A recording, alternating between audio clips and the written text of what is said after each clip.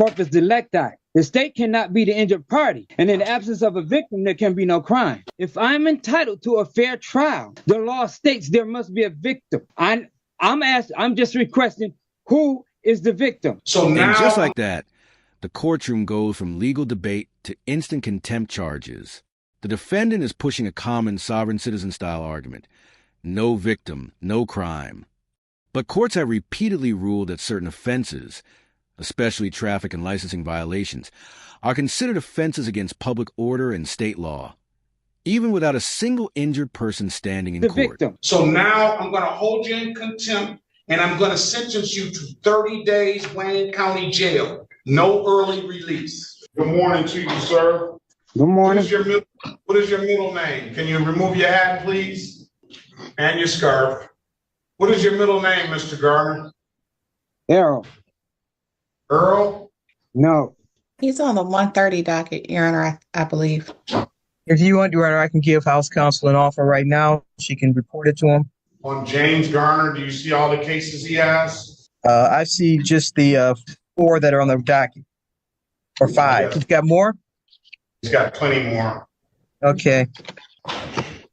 You want me to come down, review, and do a global offer? If you could, please. Okay, I'm on my way down. Mr. Garner, do you want to offer on these, or do you want to go to trial? I would like to know what the charges are. Okay. This is the city of Detroit versus James Earl Garner. Driving license expired.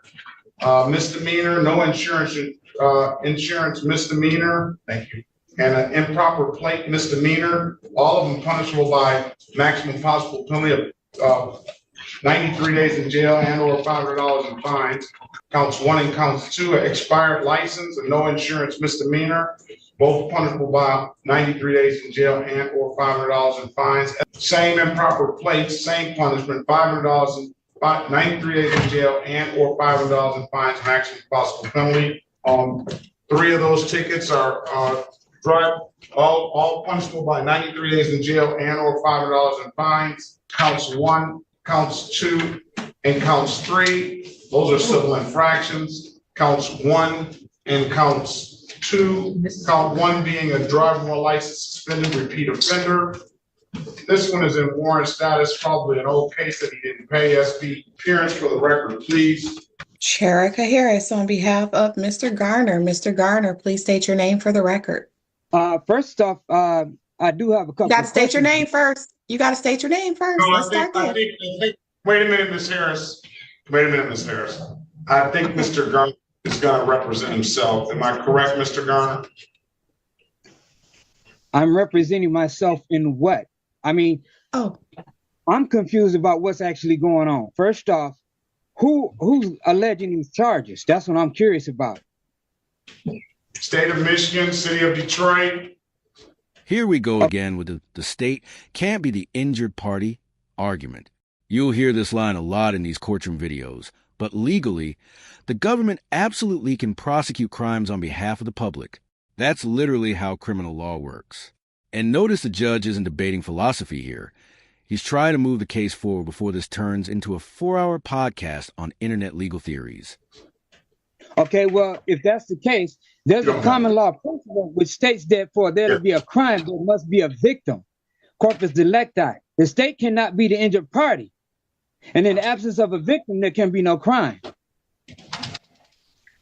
Withdrawing my name from the record on that one. Thank you. I know. How do you want to proceed, Mr. Garner? You set the matter. I'll enter a not guilty plea on his behalf. Give him a $0 bond. Either set the matter for trial, or I'll wait for the city to give you an offer. What do you want to do? Well, the court hasn't even established jurisdiction. I mean, in order for jurisdiction, the jurisdiction has to be established first, and there's no jurisdiction established. And once jurisdiction is challenged, that must be settled before charges can be brought. This is actually an important courtroom moment. The judge gives him a real procedural option. File a written motion challenging jurisdiction. That's how legal arguments are supposed to be raised. But instead of switching into legal procedure mode, Mr. Garner keeps repeating the same talking points. And that's usually where things start going downhill fast. It can be brought. All right, do you want to put that in a motion, sir? As far as I'm concerned, any and all charges must be dismissed because there is no complaining witness. And the state cannot be. I'm not gonna listen. If that's your motion, I'm gonna deny the motion. Okay? So all we're gonna do now, we're not gonna keep going back and forth. Either you take an offer or you set the matter for trial. Which one do you want? Respectfully, in order for this to continue, there must be a complaining witness, and the state cannot be a complaining witness. Now, if I'm entitled to a fair trial, the law states there must be a victim. I'm just requesting, who is the victim? Who did I injure? The citizens of the city of Detroit and the state of Michigan are the victims. The state cannot be a victim. And if that's the case, I said the citizens of the city of Detroit and the state of Michigan are the Now, victims. this is interesting. Defense counsel steps in almost like a lifeline here. You can practically hear her trying to save him from himself before the situation spirals. Because once a judge starts warning someone repeatedly about courtroom conduct, the clock toward contempt is already ticking. Question for you guys. If you were in this situation, would you stop arguing and take legal advice or keep standing on principle? Of Michigan are the victims. Mr. Garner, can we just go into a breakout room and then maybe I can give you a little bit of advice to assist you with moving forward? Would you be agreeable to that? Sure. Okay, awesome. Join the breakout room. We'll pass the matter. All right, are we ready on Garner? I believe he's ready, Your Honor. He's representing himself. Let's go back on the record with Garner. What do you want to do, Mr. Garner? Do you want a trial date, or do you want an offer? Those are really your only two options. Okay, since we are on the record, all I'm asking for is the Okay, one last time. Now listen. Here's how it's going to go from this point on. If you don't answer the question that I asked specifically, then I'm going to hold you in contempt of court, and we're going to move from that point on, right? Get up, Mr. Raymond. So you're telling me, Mr. Garner. We're not going to have a conversation. Stop, sir. Now, that's the last time I'm going to ask you to speak on the law. Is that what I'm hearing? And there it is. The moment the judge decides enough is enough. Contempt of court isn't about disagreeing with the judge. It's about refusing to follow courtroom procedure after repeated warnings.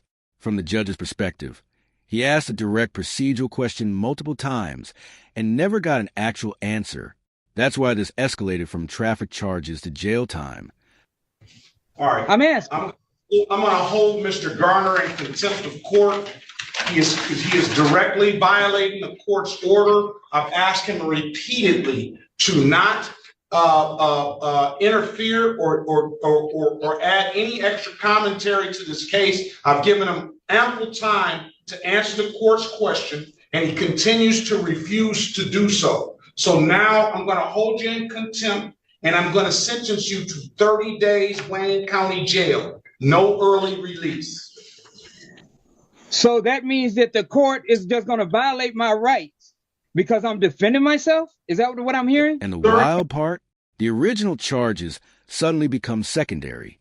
By the end of this hearing, the biggest problem isn't the suspended license or the plates.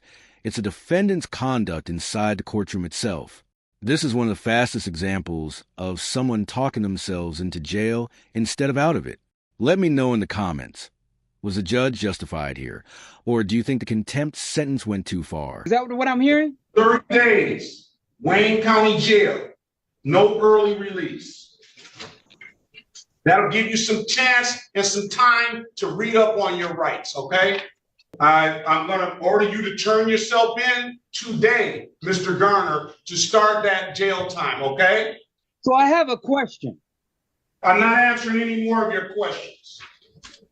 Turn yourself in to the Wayne County Jail today. So the court is going to be in direct violation of my